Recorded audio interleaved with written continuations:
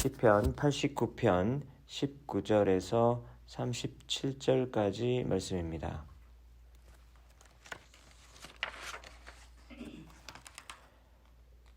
교독하겠습니다. 그때 주께서 환상 중에 주의 성도들에게 말씀하여 이르시기를 내가 능력 있는 용사에게는 돕는 힘을 더하며 백성 중에서 택함 받은 자를 높였으되 내가 네 종 다윗을 찾아내어 나의 거룩한 기름을 그에게 부었도다.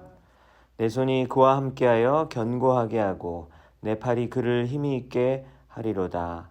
원수가 그에게서 강탈하지 못하며 악한 자가 그를 공고하게 못하리로다. 내가 그의 앞에서 그 대적들을 박멸하며 그를 미워하는 자들을 치려니와 나의 성실과 함과 인자함이 그와 함께하리니 내 이름으로 말미암아 그의 뿔이 높아지리로다.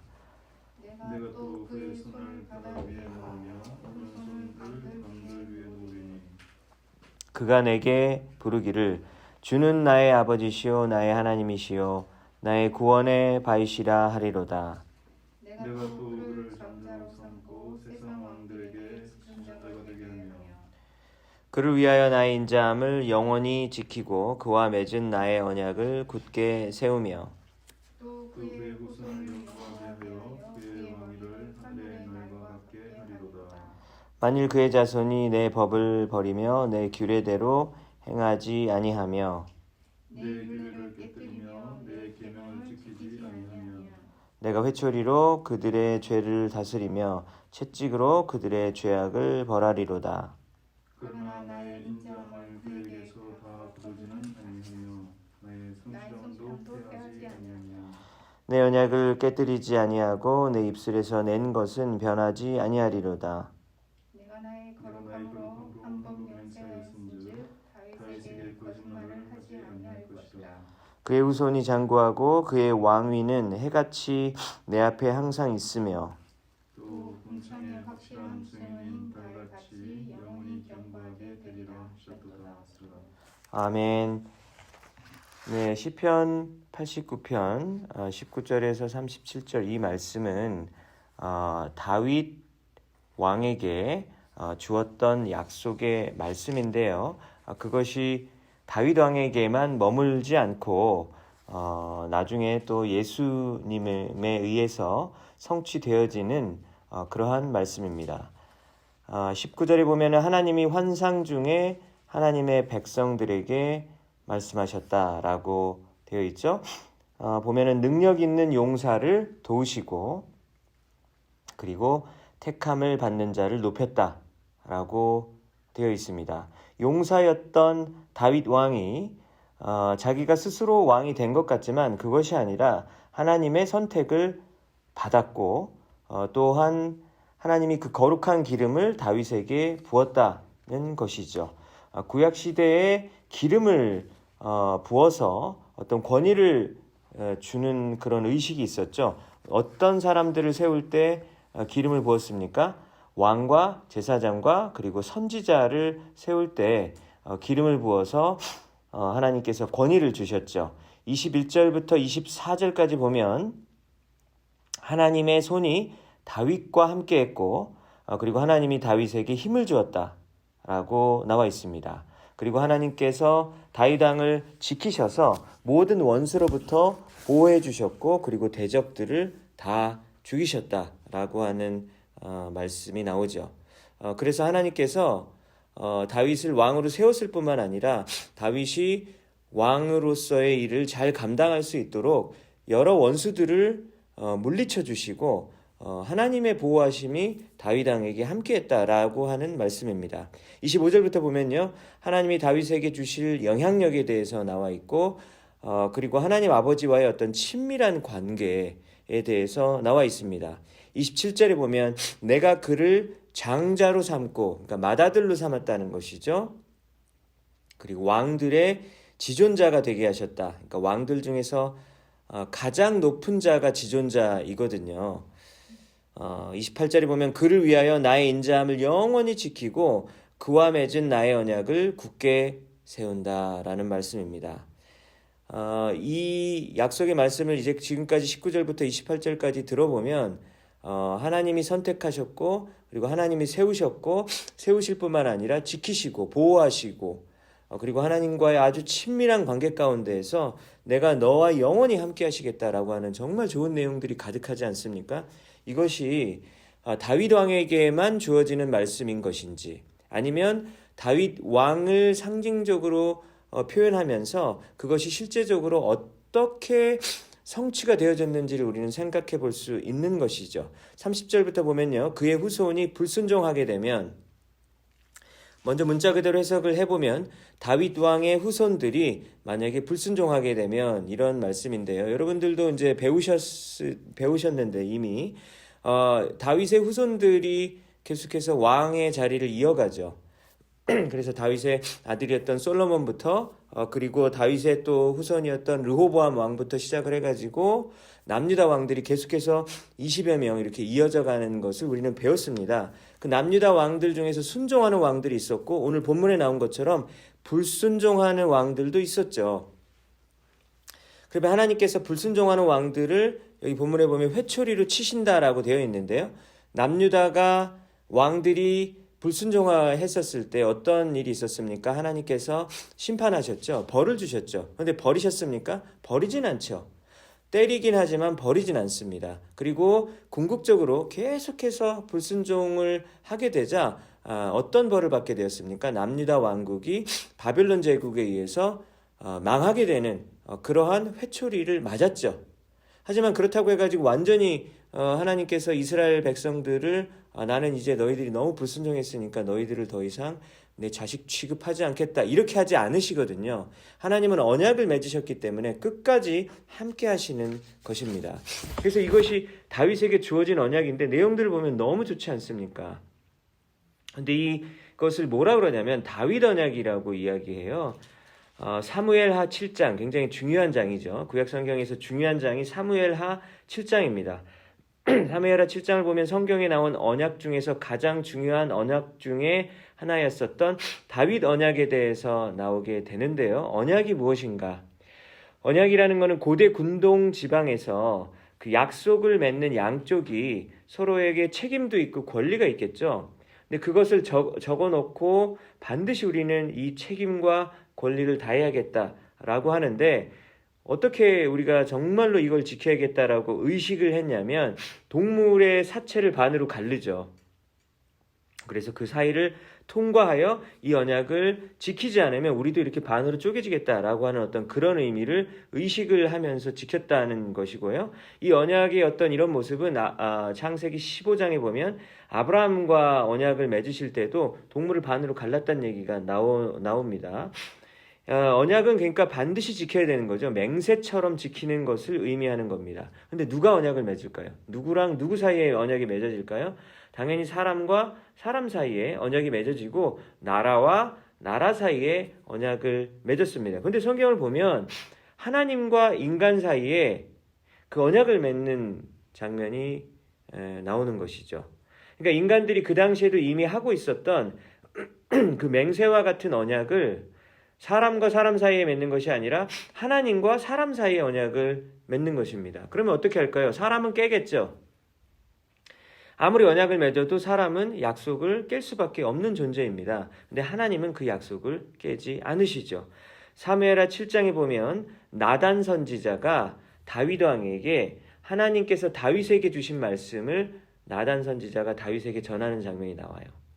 누가 누구에게 준 말씀이죠? 나단 선지자에게 주는 말씀이 아니라 하나님이 다윗 왕에게 주는 말씀인데 그것을 선지자인 나단이 다윗을 대신해서 그 내용을 전해주는 내용이 나오거든요. 어떤 말씀이 있냐면 네 수완이 차서 네 조상들과 함께 누울 때에 내가 네 몸에서 내 씨를 내 뒤에 세워 그의 나라를 견고하게 하리라. 오늘 시편 89편 19절에서 37절을 보면 다윗 왕국이 든든하게 견고하게 선다는 어떤 그런 내용이 나오잖아요. 그런데 사무엘하 7장을 보면은요. 다윗의 몸에서 날 씨라는 얘기는 다윗의 후손을 얘기하는 것이겠죠. 다윗의 후손을 세워서 그의 나라를 견고하게 한다. 그는 내 이름을 위하여 집을 건축할 것이요 나는 그의 나라 왕위를 영원히 곤고하게 하리라 라는 말씀이 있습니다. 그렇다면 집을 건축한다라는 얘기가 나오니까 다윗의 아들이었던 솔로몬이 솔로몬 성전 짓는 얘기를 하는 것인가 라고 생각할 수 있죠. 그렇지 않습니까? 그러면 이거 솔로몬 성전 이야기하는 것인가? 집이니까 그런 생각을 할 수 있는데 그 다음 말씀을 보면은 하나님이 이 왕위를 영원히 견고하게 한다. 영원히 세운다 그랬거든요. 그런데 솔로몬의 왕위가 영원했습니까? 그렇지 않죠. 다윗 왕조 중에서 그 어떤 왕도 영원한 왕은 없었던 것이에요. 그러면은 도대체 영원히 세운다라는 이 왕국이 도대체 무엇을 의미하는가라는 의문이 우리는 들 수밖에 없는 것이죠. 나단이 이 모든 말씀들과 이 모든 계시대로 다윗에게 말하니라 라고 하는 이 내용이 사무엘하 7장에 나와 있는 거예요. 그러니까 이 사무엘하 7장과 시편 89편이 연결이 되어지는 말씀입니다. 다윗의 몸으로 난 후손 중에서 어떤 자가 나라를 세워요. 그리고 나라를 견고하게 하고 그 나라가 영원하고 그 왕위가 영원히 견고하게 된다라는 말이 도대체 무슨 말일까? 이걸 영적으로 이해해야 된다라는 것이죠. 여러분 다윗의 그 혈육 후손 중에서 누구를 가리키는 것일까요? 누가 영원한 나라를 세우시죠? 예수님이시죠. 그러니까 이것은 사무엘하 7장 그러니까 구약 성경부터 벌써 예수님에 대해서 이야기하고 있고 예수님이 세우실 영원한 하나님의 나라에 대해서 사무엘하 7장 시편 89편에서 이미 이야기하고 있는 것입니다. 하나님이 다윗의 후손 예수님을 통하여서 하나님의 나라를 세우실 것이고 그 왕국은 영원할 것이라는 것인데요. 이 약속이 다윗에게 주어졌기 때문에 이 언약을 다윗 언약이라고 부르는데 이 언약은 다윗 언약은 여러 언약 중에서 굉장히 중요한 언약입니다. 성경을 이해하는 데 있어서 이 다윗 언약을 반드시 알아야 되는 것이죠. 왜냐하면 예수님께서 세우실 그 영원한 나라를 알아야 성경이 이해가 되기 때문입니다.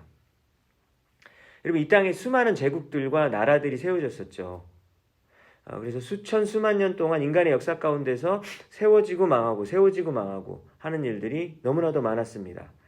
근데 그 강력했었던 제국들, 페르시아 제국, 바벨론 제국, 아시리아 제국, 그리스 제국, 로마 제국, 우리가 다 많이 알고 있잖아요. 그리고 중국에 세워지는 그 강력했었던 청나라, 명나라, 원나라 이런 나라들이 있지 않았습니까? 근데 이 강력했었던 제국들이 지금은 다 무너져서 사람들이 기억 잘 못하잖아요. 역사책을 살펴보고 해야지 옛날에 이런 나라가 있었구나라고 아는 거지 누가 기억을 합니까? 아무도 기억 못해요. 그런데 지금은 강력한 나라라고 치면 미국, 중국 이런 나라들이 절대적인 강대국이잖아요. 누가 그런 나라들에 감히 대항할 수 있겠습니까? 그 군사력과 그 힘이 너무나도 막강하다는 것이죠. 그런데 인류의 역사를 살펴보면 그 나라들이 다 흥망성쇠가 있었듯이 지금 현재 강하다고 하는 나라들도 언젠가는 망할 수밖에 없는 것이 인간의 제국이죠. 그런데 예수님이 왕이 되시는 그 나라는 그 하나님 나라는 이 땅에서 세워진 어떤 정부, 어떤 나라, 어떤 이런 개념이 아니죠. 망하지 않습니다. 그리고 영원하다라고 하는 것인데요. 그리고 이 하나님께서 세우신 이 하나님의 나라는 보이지 않는 나라죠. 이 땅에 인간이 세운 나라는 보이잖아요. 눈으로 보이는데 하나님의 나라는 보이지 않는 나라라고 예수님께서 말씀하셨습니다. 그리고 이 땅에서 이 나라가 세워지는 어떤 그런 원리들과는 완전히 다른 모습으로 운영이 되어지죠. 89편 20절에서 하나님의 거룩한 기름을 부어 세운 다윗 왕이 세운 나라가 바로 그 하나님의 나라가 될 건데 여기서 말하는 이 다윗 왕은 진정한 다윗 왕이신 예수님을 가리키는 것이죠. 그래서 이 세상의 나라 어떻게 다르냐면 이 세상의 나라는 힘과 돈으로 움직여지고 그리고 힘과 돈이 있는 자들이 이끌어가는 나라잖아요. 그렇지만 하나님의 나라는 어떤 나라입니까? 힘 없는 자 그리고 돈이 없는 자도 전혀 불편함을 겪지 않고 굴욕이나 차별을 겪지 않는 나라입니다.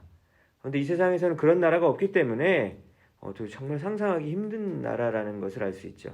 예수님께서 다 풍족하게 먹이시는 나라이기 때문에 이 하나님의 나라가 가능한 것이죠. 탐욕스러운 자들은 어떻게 하십니까? 예수님이 왕이신 나라잖아요. 그 탐욕스러운 자들은 예수님이 벌하십니다. 그래서 그들이 더 이상 탐욕을 부리지 못하게 만드는 나라가 하나님의 나라죠. 또 하나님의 나라는 어떤 원칙이 있습니까? 처음 된 자가 나중이 되고 나중된 자가 처음 먼저 되는 나라라고 예수님이 말씀하셨죠. 근데 우리 사회에서는 어떻습니까? 당연히 1등 하는 사람만 기억을 하고 그리고 앞서서 나가는 자만 기억을 하잖아요. 그런데 하나님의 나라에서는 어떤 일이 벌어집니까? 꼴찌가 사실 1등이 되어질 수도 있는 나라라는 것이죠. 아무도 찾지 않고 우리가 봤을 때는 저 사람은 참 별로 별 볼 일 없다, 실력이 없다라고 생각되어지는 나라, 그 사람이 하나님의 나라에서는 가장 위대한 자로 여겨질 수도 있는 것이죠. 그래서 여러분들께 질문을 드리고 싶습니다. 우리는 무엇을 위해서 살아가야 할까요? 누구를 위해서 살아가야 할까요? 라는 질문이 우리에게 있습니다. 우리가 방향을 알지 못할 때 우리의 삶이 정말로 힘들어지기 때문이죠. 예수님이 온전히 통치하시는 그 나라, 하나님의 나라, 보이지 않는 나라죠. 그렇지만 그 보이지 않는 나라를 위해서 충성하고 그 나라를 위해서 살아가신다면 여러분들의 삶은 결코 후회하지 않는 삶이 되어질 것입니다. 여러분, 이것이 바로 유일한 길이거든요. 이 땅에 있는 나라들과 그 나라들이 내세운 그 법칙들과 세상의 원칙들에 충성하는 것이 아니라 하나님의 나라가 세워지고 그 하나님의 나라가 세워지는 그 원칙들이 바로 우리 삶의 원칙들이 되어질 때 우리의 삶은 결코 후회하지 않는 삶이 되어진다는 것이죠. 그래서 오늘 말씀을 통하여서 예수님이 어떠한 분이신지 이 구약성경 시편에서 우리는 배우게 되었습니다. 다윗의 후손이시구나. 그런데 다윗의 육적인 후손으로 예수님께서 실제적으로 마리아의 몸을 통해서 나셨지만 그 예수님께서 세우시는 그 나라가 바로 영원히 기억되는 나라다. 영원히 세워지는 나라라는 것을 우리는 배웠습니다. 근데 그 예수님을 누가 세우시고 누가 선택하셨다고요? 하나님께서 직접 세우시고 선택하셨고 높이셨다라는 것을 오늘 본문 말씀 가운데 우리는 알게 되었습니다. 왕 중에 지존자라고 말씀하셨어요. 왕의 왕이신 분이시죠. 모든 사람들이 찬양하고 경배할 자라고 하는 것입니다. 그리고 하나님의 장자로 삼으셨죠. 첫째 아들로 삼으셨고 우리는 입양되어서 그 나머지 형제들이 되었잖아요. 형제 자매들이 되었잖아요. 그래서 우리는 예수님을 뭐라고 부를 수 있습니까? 형이라고 부를 수 있고 오빠라고 부를 수 있는 것이죠. 그러므로 예수님은요, 위대한 여러 성인들 중에서 한 명이 아니에요. 그냥 단순한 사람이 아닙니다. 어떤 분이십니까? 하나님이시죠. 왜냐하면 영원한 나라를 통치하실 분이 예수님이시기 때문에 그분은 바로 하나님 자신이다라는 것을 우리는 알 수 있습니다. 여러분, 이 아침에 우리가 이걸 기억했으면 좋겠어요. 예수님께서 우리를 창조하신 분이시다. 우리의 찬양을 받으시기에 합당하신 유일한 분이시다라는 그 사실을 우리가 기억해야겠습니다. 여러분, 만약에 예수님이 그런 정도의 분이 아니시라면 우리의 삶에서 예수님을 위해서 하는 희생들이 참으로 더덥고 어리석은 일들이 되어지겠죠. 그렇지 않습니까? 뭘 위해 살아가십니까? 라고 물어봤을 때 예수님을 위해 살아간다라고 우리가 대답할 수 있을 텐데 그 이유가 뭐냐면 예수님께서 왕의 왕이시고 왕의 지존자이시고 하나님께서 세우신 유일하신 분이라는 그 고백이 우리 안에 있기 때문에 우리의 삶 가운데서 희생하고 헌신할 수 있는 어떤 그런 내용이 생겨나게 된다라는 것이죠. 이번 휴가 중에 저와 예전부터 친하게 지내시는 그 여러 목사님들이 목회하시는 현장에 방문할 기회가 있었습니다. 그래서 휴가 가기 전에 미리 이제 연락이 되는 분도 있었고 그냥 당일에 만났는데 다음 주에 좀 와달라고 해가지고 그 교회를 여러 교회를 좀 방문하게 됐어요. 그래서 이거 내가 휴가를 왔는데 내가 왜 이렇게 이 집회를 참여하게 되고 이렇게 설교를 갑자기 부탁을 받아서 이렇게 계속 거부를 하다가 너무 거부를 하면 또 이렇게 관계가 깨질 것 같은 그런 생각이 들어가지고 그냥 했어요. 하게 됐는데 막 큰 집회도 막 하게 됐습니다. 그래서 내가 지금 왜 이러고 있는가라는 생각이 들면서 굉장히 사실 좀 후회가 되는 순간도 있었는데 나중에 지나고 나서 보니까 결국은 이분들이 목회하시는 현장을 제가 직접 보면서 저의 목회를 돌아보게 되는 시간을 가지게 되었고 저의 사랑하는 이 친구 목사님들이 막 목회하는 그 모습과 그 태도를 바라보면서 저렇게 해야 되는 거구나. 성도들을 이렇게 대해야 되겠구나. 그리고 교회를 이끌어갈 때 저러한 열정으로 이끌어가는구나라는 것을 제가 보면서 나는 어떻게 해야 되는가에 대해서 다시 한번 생각해야 되는 그런 일들이 있었습니다. 그래서 제가 방문한 교회 중에 한 곳이 어떤 곳이었냐면 그 서울 홍대 그 한 가운데에서 이제 목회를 하시는데요. 개척하신 지 5년 정도가 되었는데 이제 조금씩 교회가 커져서 움직이면서 근데 지금 이제 그 어느 큰 빌딩의 지하로 이렇게 지하를 이렇게 꾸며가지고 예배를 드리는 교회였습니다. 근데 마침 제가 방문하기 한 주 전에 이제 장마가 먹고 막 비가 몰아쳤잖아요, 한국에. 그런데 그 빌딩에 이제 방수 공사가 잘 안 됐나 봐요. 그래서 그 목사님의 지하 사무실을 방문해 보니까 비가 다 이렇게 새가지고 막 벽에 다 물이 새고 그리고 목사님이 가지고 있던 그 책들이 다 젖어 있는 거예요. 그래서 참 안타까운 그런 모습이고 막 물을 퍼내고 빌딩 주인과 연락을 해서 뭐 보상금을 받고 방수공사를 새로 하고 뭐 그런 와중이었어요. 그러니까 정신이 없었습니다. 막 다 흐트러져 있고 그런 모습을 보니까 저도 마음이 아프고 목사님이 얼마나 힘든 가운데 서울에서 개척교회를 하고 계신구나라는 사실을 우리 알게 됐었어요. 그런데 이분이 사역을 하시는데 어떤 사역을 하시냐면 주중에 식당을 운영하시는 거예요. 교회에서. 근데 그 교회에서 운영하는 식당 이름이 삼천식당입니다. 왜 삼천식당이냐면 제육덮밥이 3,000원이에요. 그래서 삼천식당이고 또 삼천, 삶으로 실천해내는 식당이라는 그런 의미라는 거예요. 근데 지금 제가 딱 보니까 3,000원으로 팔면은 지금 적자, 왜냐면 지금 물가가 다 올라가지고 정말 적자가 나는 거예요. 원가가 3,000원을 넘는 거죠. 그러니까 제가 목사님한테 목사님 5천식당으로 하세요.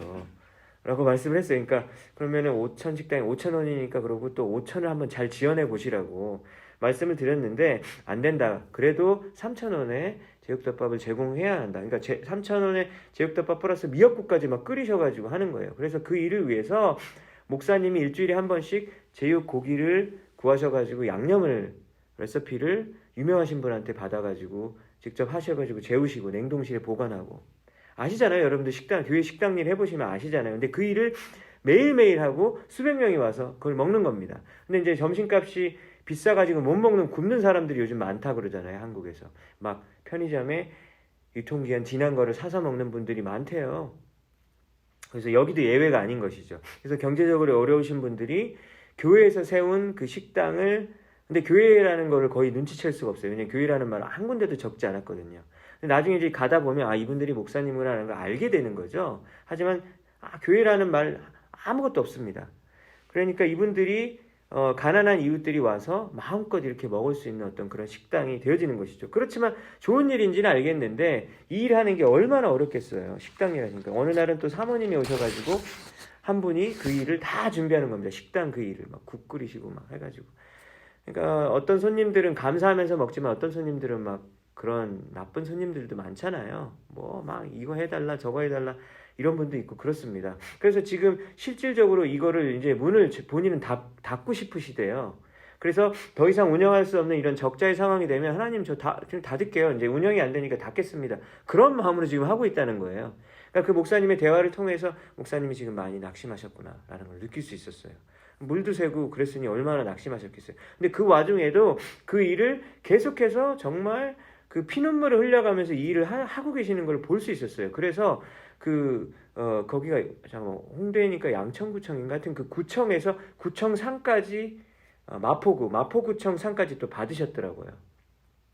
그래서 이 일을 감당하면서 결국은 이분이 하고 싶은 게 뭐냐면 삶으로 실천하는 것이 무엇인지를 보여주고 싶었던 거예요. 그래서 실질적으로 사람들이 조금씩 이 교회에 대한 이미지가 변화가 되는 겁니다. 그래서 구청에서도 이 일을 알게 되었고 그리고 여러 사람들이 이 교회에 대한 인식이 조금씩 바뀌게 되는 것을 이분이 느끼신다라는 거예요. 그러니까 교회에서 복음만 전하는 것이 아니라 예수 믿으세요. 그리고 어떤 기도해야 됩니다. 이런 얘기만 하는 것이 아니라 실질적으로 가난한 사람들에게 그 어려운 사람들에게 밥을 제공함으로써 하나님의 나라를 이 땅 가운데서 넓히기를 원하는 그 목사님의 비전을 느끼게 되었던 거예요. 그런데 그 모습을 보니까 옆에서 저는 너무 잘 아는 목사님과 사모님인데 정말 생고생을 하고 계시더라고요. 그래서 사모님은 올해 10월에 이 일을 빼주기로 했다. 1년을 채우시는 거니까 이제 빼주기로 하셨대요. 왜냐면 사모님 너무 힘드셔가지고. 사모님도 정말 그 말씀을 안 하시지만 그 힘들어하는 모습이 너무 보였던 거예요. 근데 제가 잠깐 그 교회에서 머물고 그 목사님과 함께 이렇게 목사님 집에서 좀 이틀 밤을 잤거든요. 근데 그 집에서 자면서 이야기를 막 나누는데 그 기간 중에 이 사모님의 친구분이 헌금을 하셨는데 200만 원을 헌금을 하셨대요. 정말 이 식당 사역 너무 좋다고 이 일을 위해서 꼭 써줬으면 좋겠다고. 그리고 나도 자원봉사자를 뽑는데 그 식당에서 일을 하겠다고 그분이 200만 원 헌금하면서 자원봉사 하겠다고 하시면서 하셨다는 거예요. 그 다음날 아침에 일어났는데 사모님 기분이 너무 좋은 거예요. 그래서 왜 이렇게 기분이 좋으세요? 그랬더니 200만 원 헌금 받았다고 그러면서 너무 좋아하시더라고요. 왜냐하면 그것이 단순히 돈을 받아서 이 식당을 조금 더 운영할 수 있다라는 그 의미일 뿐만 아니라 어떤 의미일까요? 하나님이 이 사역 가운데 함께 하신다라는 그런 의미잖아요. 그렇지 않습니까? 아니면 누가 200만 원을 갖다 주겠어요? 누가 주겠어요? 땅을 파봐도 10,000원 한 장 나오지 않지 않습니까? 그런데 가만히 있는데 여러 곳에서 헌금이 들어오고 일들이 계속해서 이어져가는 모습을 볼 때 하나님이 이 사역 가운데 함께 하신다라는 것을 저도 볼 수가 있었어요. 그래서 저는 사실 처음 방문하기 전에 이 일을 알고 있었기 때문에 목사님 이 식당 다 드셔야 돼요. 그냥 목회에 전념하세요. 원래 이 말을 하려고 그분을 방문했거든요. 근데 며칠이 지나고 보니까 그게 아니었다라는 것을 알게 됐습니다. 함부로 그렇게 판단할 수가 없는 일이구나. 목사님, 이 사역을 감당하시는 일이 너무 멋집니다.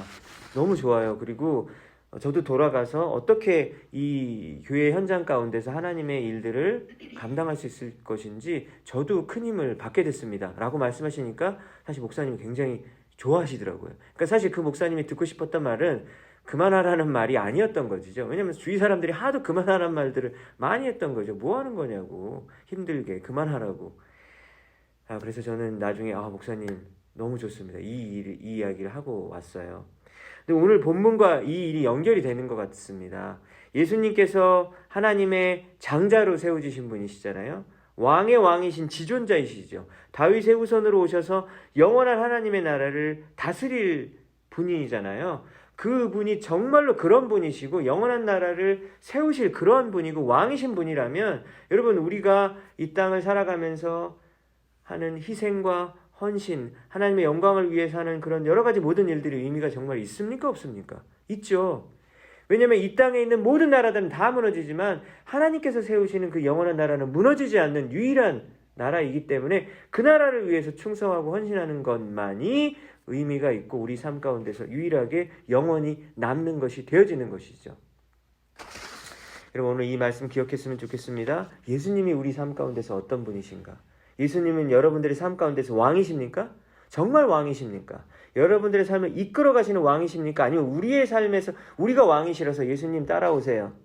예수님 나를 섬기세요. 내가 필요한 일 다 채워주세요. 어떤 이 정도의 존재밖에 되지 않은지 우리가 살펴보아야 하겠습니다. 그래서 오늘 말씀을 기억하시면서 영원하신 하나님의 나라를 위해서 살아가기를 다시 한번 다짐하는 우리 모든 하나님의 자녀들 되길 바랍니다.